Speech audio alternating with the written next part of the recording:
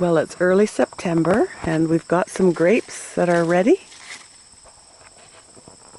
A lot of the apples are good for picking. Some zucchini happening. I've picked and dried some of the basil, and but these three I'm going to just leave in the garden so they'll produce seed.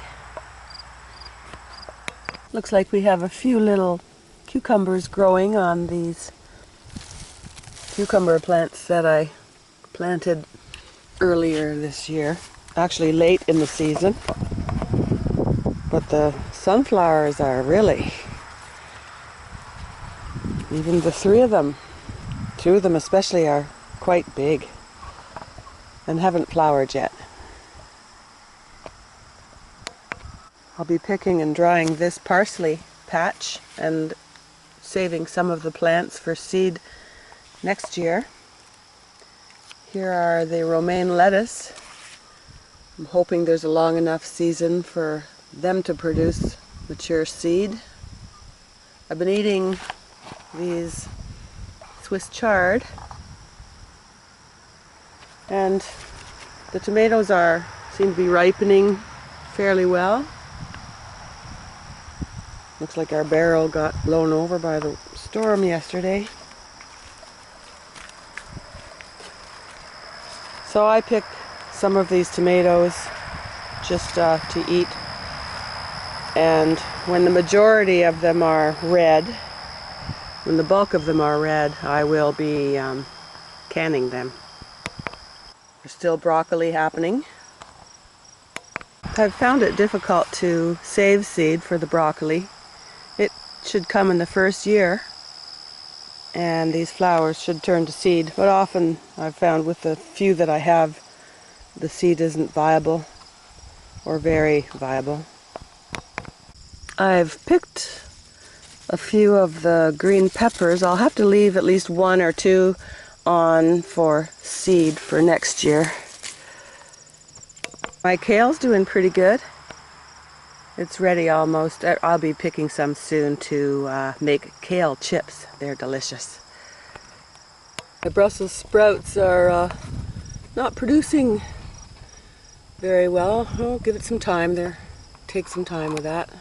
Everything was late in my garden this year, but looks like this late cabbage is maturing. I just got a cabbage lever here. We'll just take that one away. These beets should be good to plant out the next year for some seed. The carrots look like they're doing pretty good as well.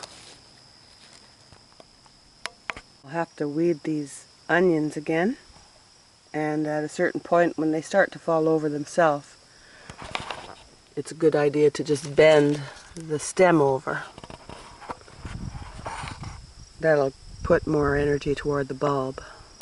Here's a lovely curly dock, wild edible in my garden. This year I'm going to dry leaves of the curly dock and the dandelion. Try putting them into gelatin capsules and use it as a cleanse. Later planted parsley in the mulch, in the branch mulch. It's doing pretty good for coming in late, or going in late.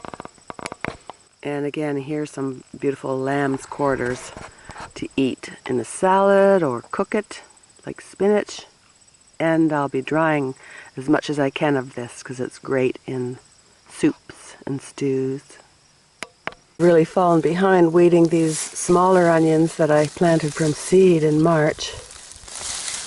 I'll have to get to this patch and help them to grow better. These peas that I planted quite late, they seem to still be getting nipped off by something. This area of the garden isn't as full of nutrients as the earlier part of the garden.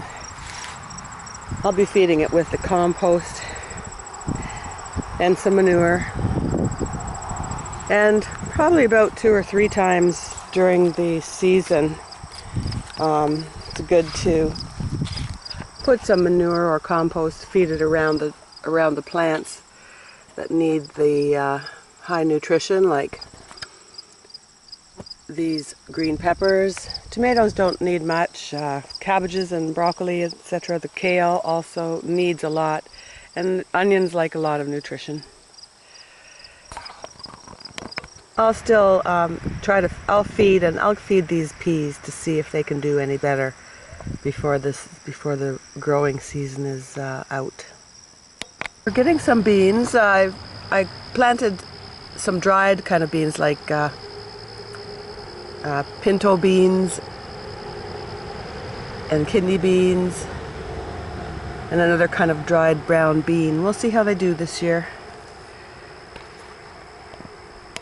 This comfrey I've been trying to remove from the garden to create more space for the annuals. The comfrey is good for gardens, good use in gardens, but it spreads and can be invasive and very difficult to get out because the roots actually go in very deep and they draw up the nutrients. So the leaves are very good to put into the compost, but they do get in the way if you put them in the middle of your annual garden. These potatoes went in quite late because of the flooded garden. Up here in central Ontario, Zone 4, you have to be getting your fruit before the bears do.